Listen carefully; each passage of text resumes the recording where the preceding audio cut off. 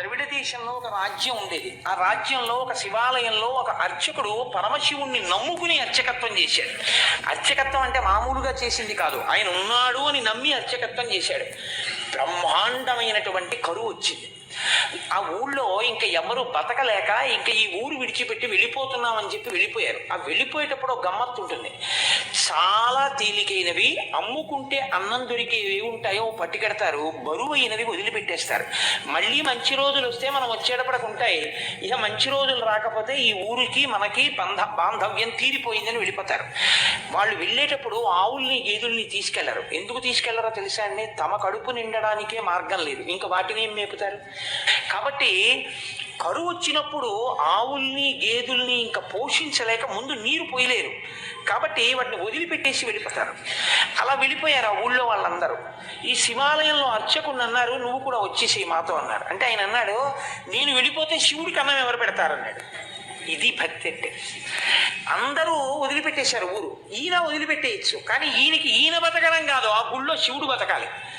అందరినీ బతికించేవాడు అందరినీ ఊరి నుంచి పంపించేస్తున్నాడు, వాడికి దయలేనప్పుడు నేను ఎందుకు ఉండాలనాలి. ఆయన అలా అనలేదు, వాడికి నేను అన్నం పెట్టాలన్నాడు. ఇదే భక్తి అండి అని ఉండిపోయాడు. అందరూ వెళ్ళిపోయారు.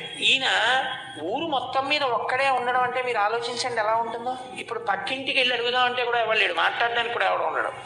ఎవరున్నారు? శివుడే ఉన్నాడంతే నమ్ముకున్నవాడు. ఆయనకే చెప్తున్నాడు, అందరూ వెళ్ళిపోయారయ్యా, నేను ఒక్కడనే ఉన్నాను, నీకోసమే ఉన్నాను. నేను వెళ్ళిపోతే నీకు ఇంత ముద్దెట్టేవాడు లేడు, ఇంత ముద్దెడదామని ఉన్నాను, నాకు దొరికితే నీకు సగం పెడతాను, నాకు దొరకడం మానేసింది అనుకో, ఇద్దరం పస్తుందాం అని చెప్పాడు. శివుడి మనసు కదిలిపోయింది ఈ భక్తికి. ఇదండి భక్తి అంటే. నేను అందుకే తరచూ ఒక మాట చెప్తా, భక్తి అంటే మనసు విప్పి భగవంతునితో మాట్లాడుట. ఓ స్తోత్రాలు జరిగేయడమును ఇలా ఇలా ఇలా ఇలా ఇలా యాక్షన్ 500 భక్తి అనరు. మనసు విప్పి భగవంతుడితో ఉన్నదున్నట్టు నిలబడి నిజాయితీగా ఉండుట, దానికి భక్తి అని పేరు. నిరంతరానుసంధానము ఈశ్వరుడితో.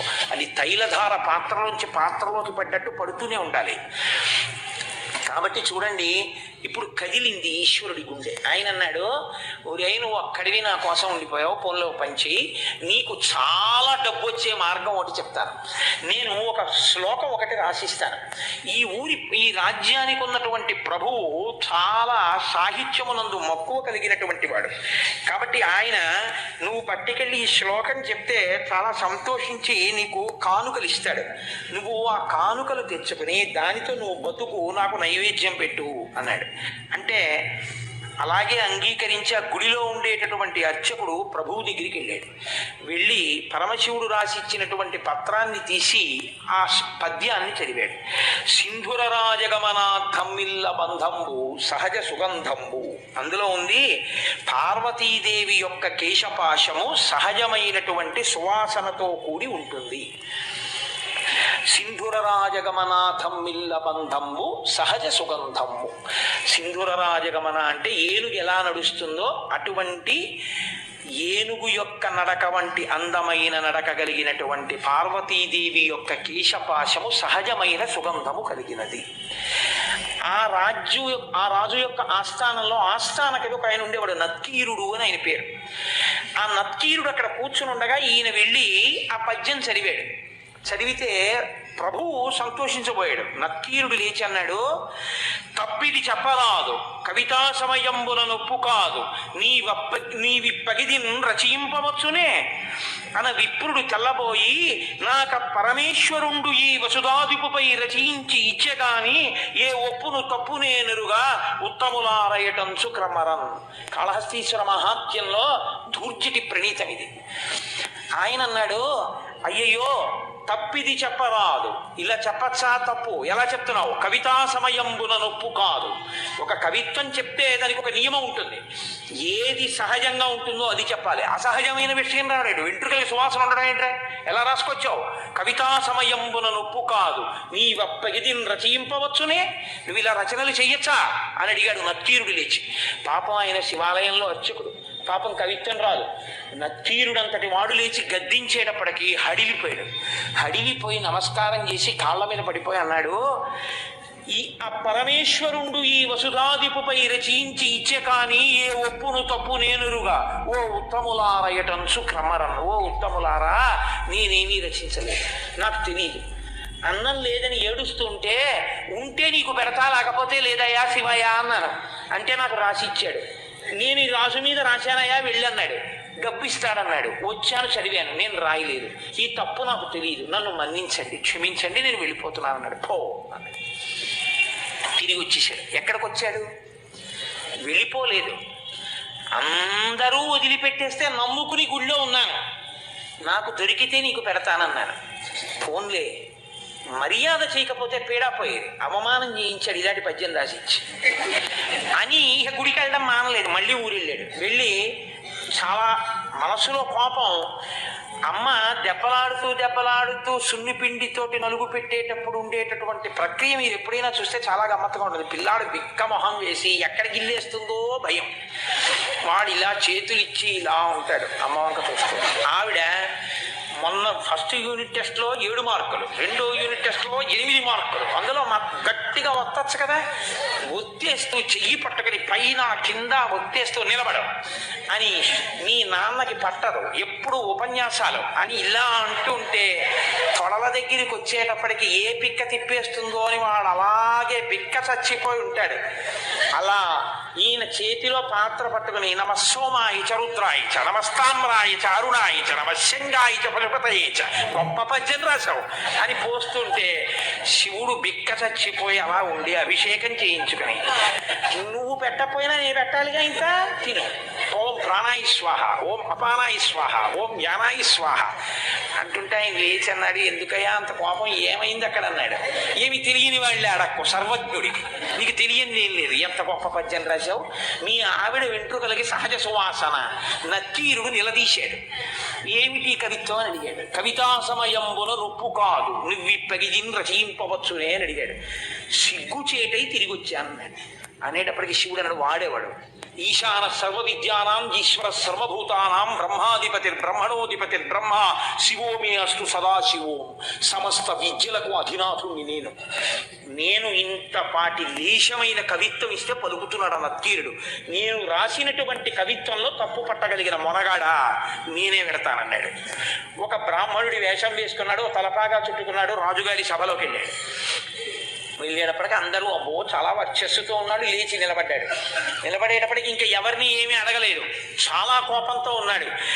ఈ రాజుని మీదనే కవిత సాహిత్య స్ఫురన్మాధురి చారు ప్రౌఢిమ చెప్పి పంప విని మాత్సర్యంబు పాటించి ఈ నక్కీరుండూరక తప్పు పట్టెనట.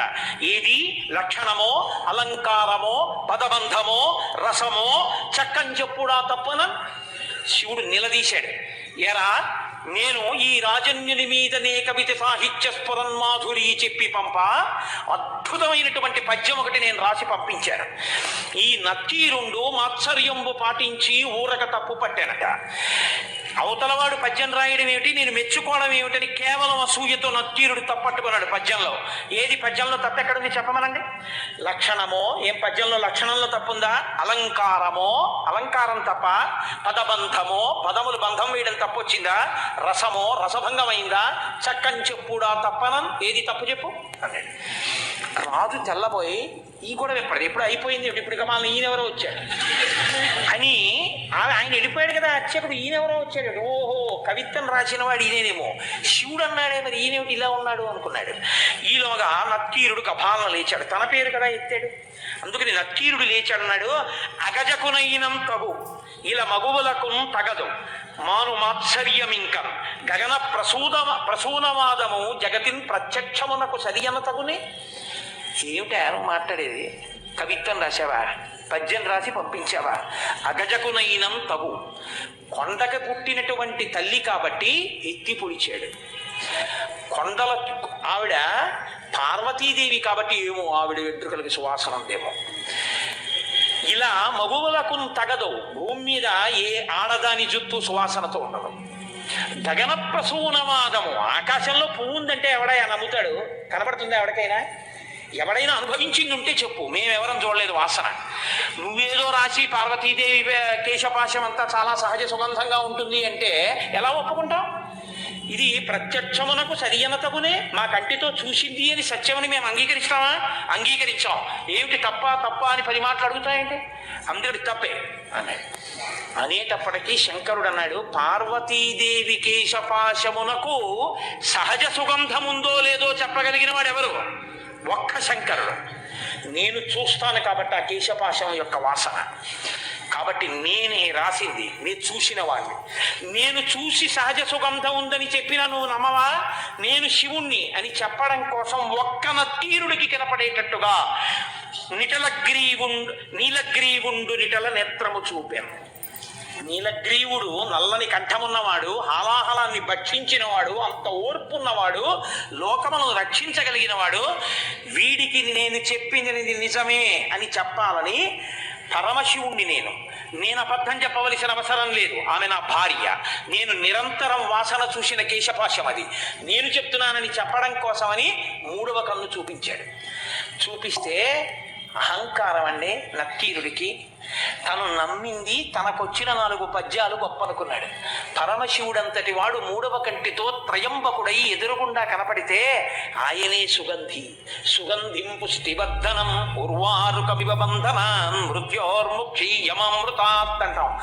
ఒక్కసారి మహాదేవుడి కాళ్ళ మీద పడితే ఏ స్థితిని పొంది ఉండేవాడు ఆయన అన్నాడు, తల చుట్టువార కన్నులు కలిగిన పద్యంబు తప్పు కాదనవశమే, వలదిచ్చట నీ మాయా విలసనములు పనికిరావు విడువమట అన్నాడు. 3వ కన్ను కాదు, నీ తల చుట్టూ కళ్ళు చూపించినా నువ్వు చెప్పిన పద్యం తప్పే. అహంకారం చూడండి ఎలా ఉంటుందో. అన్ని విద్యలకు ఆలవాలమైనటువంటి శంకరుడే వచ్చి చెప్తే ఎందుకు వచ్చిందిరా? మహానుభావుడు చెప్తున్నాడు, ఏమో నా తల్లి కేశపాశమునకు సుగంధం ఉండి ఉండవచ్చు.